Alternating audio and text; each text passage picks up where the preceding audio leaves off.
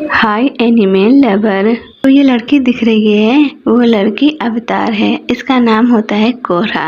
ये कोरा एयरबैंड सीखने जा रही होती है अपने मास्टर जी से, और इनके मास्टर होते हैं टेंज होते हैं, जो अवतार एंग के बेटे होते हैं। फिर हम देखते हैं कोरा पहुंच जाती है और अपने मास्टर को देख के बहुत ही ज्यादा खुश हो रही होती है और एक्साइटेड भी हो रही होती है। फिर हम देखते हैं मास्टर टेंज अपने घर लौट आते हैं, जो एक आइलैंड पर घर होता है, और कोरा भी आ जाती है उन्हीं के साथ साथ। फिर हम देखते हैं कोरा अखबार पढ़ रही होती है और मास्टर टेंज बोलती है, क्या आज रात हम मरीना जा सकते हैं कुछ प्रो पेंटिंग मैचेस देखने? टेंजियो बोलते हैं। पेंटिंग परंपरा की बेइज्जती है। फिर हम देखते हैं कोरा कुछ ज्यादा ही जिद करने लगती है और टेंजियो से बोल रही होती है, अब चलो भी टेंजिन, मेरा बचपन से सपना रहा है प्रो पेंटिंग मैच देखना। ज्यादा दूर भी नहीं है, बस पानी के उस पार। फिर हम देखते हैं टेंजियो इसी तरह से दोबारा मना कर देते हैं और फिर बोलते हैं टेंजियो, तुम ये मजाक देखने नहीं आई हो, बल्कि अपनी ट्रेनिंग पूरी करने के लिए आई हो, इसलिए तब तक तुम इस आइलैंड से बाहर नहीं जा सकती। एयर बेंडिंग सीखने के लिए तुम्हें एक शांत और सुकून भरे वातावरण की जरूरत है, जहाँ कोई परेशान ना करे। फिर हम देखते हैं पानी के उस पर जाने के लिए सोच रही होती है। टेंजियो कोरा को लेकर एयरबैंड सिखाने जा रहे होते हैं।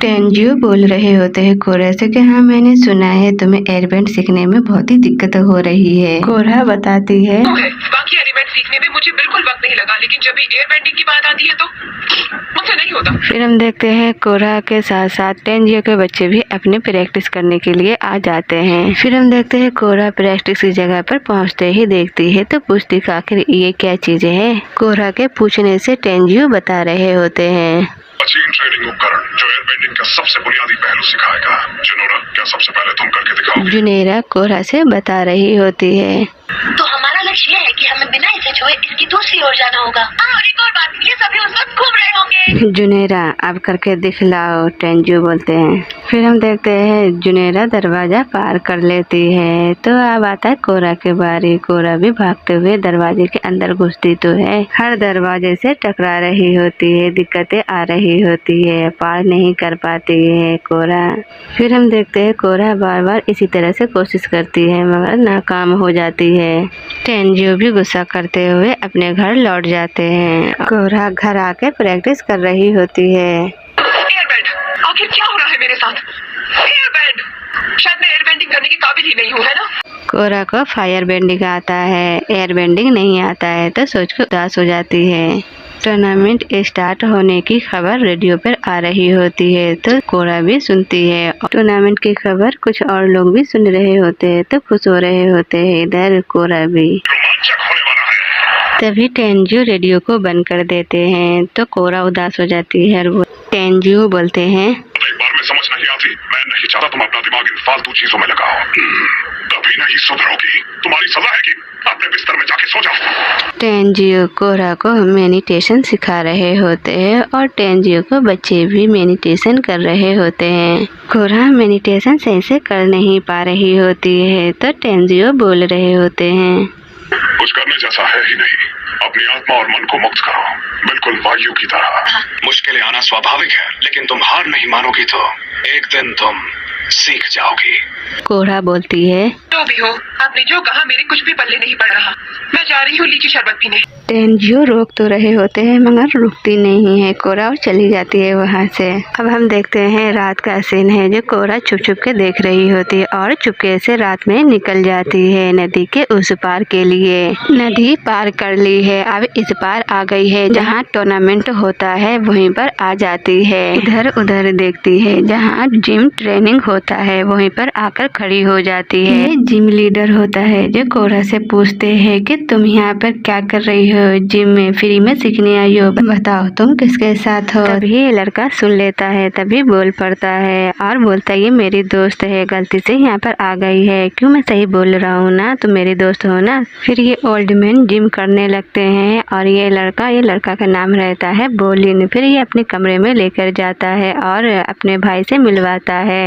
इसका नाम मार्को होता है, जो मार्को बोलता है तुम्हें अपने दोस्त को यहाँ पे लाना नहीं चाहिए। बोलिन बोलता है, मैंने इससे प्रॉमिस किया है कि ये यहाँ पर रुक सकती है और मुझे लगता है कि इसमें जरूर कुछ खास है, मैं जानता हूँ। टूर्नामेंट की तैयारी देख के कोरा बहुत ही एक्साइटेड और खुश होती है और बोलती है, मार्को, वाह, मैंने तुम्हें रेडियो पर खेलते हुए सुना है। वैसे काफी एटीट्यूड है इसमें। गुड लक, धूल चटा देना। बोलिन मार्को टीम में चला जाता है। कोरा देख रही होती है और खुश हो रही होती है और मैच भी स्टार्ट हो जाता है। हम देखते हैं मैच स्टार्टिंग में बहुत अच्छा खेल रहा होता है। बड़ा भाई मार्को होता है, छोटा भाई बोलिन होता है। मार्को और बोलिन दोनों ही हारने वाला होता है क्योंकि मार्को के साथी जो होता है वो दिल लगा के नहीं खेल रहा होता, इसीलिए हारने वाला होता है। मगर किसी तरह से आखिर बोलिन और मार्को जीत ही जाता है। मार्को बोलता है दोस्त से कि यार तुम्हारा ध्यान कहाँ था, आज हारते हारते जीत गए, तुम सही से खेलते तो ऐसा नहीं होता। तो दोस्त बोलता है हम हारे तो नहीं ना, जीत गए ना, और ये बोलकर वहाँ से चला जाता है। कोरा एकटक से देख रही होती है मार्को और बोलिन को और बहुत ही ज़्यादा खुश हो रही होती है और कंग्रेचुलेसन बोलती है और बोलती है तुम तो बहुत ही अच्छा मैच खेलते हो, क्या तुम मुझे सिखाओगे? मार्को कुछ नहीं बोलता है और वहाँ से हट जाता है। बोलिन बोलता है हाँ मैं तुम्हें सिखाऊंगा। बोलिन बोलता है मेरा भाई ज़रा मैच के लेके ज़्यादा ही सीरियस हो जाता है, तो तुम टेंशन मत लो, मैं तुम्हें प्रैक्टिस करवाऊंगा। बताओ तुम्हारा क्या ख्याल है, चले प्रैक्टिस करने? बोलिन पहले इस तरह से बोलता है और सिखाता है और कोरा बहुत ही एक्साइटेड से देख रही होती है। बोलिन बोलता है चलो अब तुम्हारी बारी कोरा, अब तुम इसी तरह से ऐसे ही करके दिखाओ करो। तो फिर वैसे ही कोरा पैरों को मूव करती है और उसी तरह से फेंकती है और बहुत ही अच्छा कर लेती है। तो बोलिन भी तारीफ करता है और मार्को भी। मार्को वहाँ से जाने लगता है और बोलता है कोरा से कंग्रेचुलेसन और बोलता है मुझे देर हो रही है, मैं जा रहा हूँ सोने। बोलिन बोलता है कोरा से चलो एक बार और ऐसे इसी तरह से करो। फिर कोरा इसी तरह से बहुत ही अच्छे से कर लेती है और बहुत ही ज़्यादा खुश हो जाती है। फिर हम देखते हैं टेंजियो कोरा से बोलते हैं इसी तरह से दोबारा पार करो जुनेरा की तरह। अंदर घुसते ही कोरे को दरवाजा बार बार टकरा रहा होता है, इधर उधर भागती है तो भी पार नहीं कर पाती है। तो कोरा को गुस्सा आता है, तभी फायर बेंडिंग करती है और धमाका बहुत ही तेज कर देती है। टेंजियो देखते हैं तो गुस्सा करते हैं कि ये तुमने क्या करा, तुम एक अवतार हो, तुम्हें एयर बेंडिंग आने ही चाहिए, तुम्हें गुस्सा से मसला हल नहीं होता है। कोरा शांत होना पड़ता है। कोरा गुस्सा करते हुए बोलती है एक आप अच्छा मास्टर नहीं है, आपको सिखाना नहीं आता है। कोरा टेंजियो की बात नहीं सुनती है और वहाँ से चली जाती है। इधर हम देखते हैं मार्को और बोलिन उदास बैठा हुआ होता है। तो कोरा आती है और पूछती है मुझे आने में थोड़ी देरी तो नहीं हुई ना, तुम सबका मुंह क्यों लटका है? बोलिन बोलता है कासुक नहीं आया, आखिरी मैच के पहले धोखा दे दिया। दरवाजा खोलते ही कप्तान बोलता है तुम्हारे पास 2 मिनट है, तैयार हो जाओ वरना मैच से निकाल के जाओगे। मार्को बोलता है टूर्नामेंट तो हाथ से निकल ही गया, साथ में पैसे भी। कोरा बोलती है इन लोगों से ज्वाइन करने के लिए क्यों नहीं कहते? मार्को बोलता है नहीं हम नहीं कर सकते, वो पहले से ही दूसरी टीम में है। कोरा बोलती है तो फिर मेरे बारे में क्या ख्याल है? मैं काफी अच्छी वाटर बेंडर हूँ, तुम तो जानते ही हो। वाटर बेंडिंग का इस्तेमाल करूँ तो चलेगा? मार्को बोलता है बिल्कुल नहीं, इससे अच्छा तो मैं मैच हारना पसंद करूंगा। कोरा बोलती है वाह, इसका मतलब तुम्हें मुझ पर भरोसा नहीं। कोरा मैच के लिए तैयारी करने लगती है और तैयार होकर चली जाती है। हम देखते हैं गर्ल्स में ओनली कोरा ही होती है। हम देखते हैं कोरा को स्टार्टिंग में परेशानी हो रही होती है। कप्तान बोल रहे होते हैं किसी नए खिलाड़ी को लेकर आए हैं, अब बस यही देखना है कि इस वाटर बेंडर में कितना दम है, क्या ये अपने साथियों के साथ टिक पाएंगे। मार्को बोलता है नहीं मानो तो लड़ने का काम हम पर छोड़ दो, तुम बस अपने आप को बचाए रखना और रिंग के अंदर रहना, समझी? कोरा बोलती है जैसा आप कहे कैप्टन। कप्तान बोलता है तैयार हो?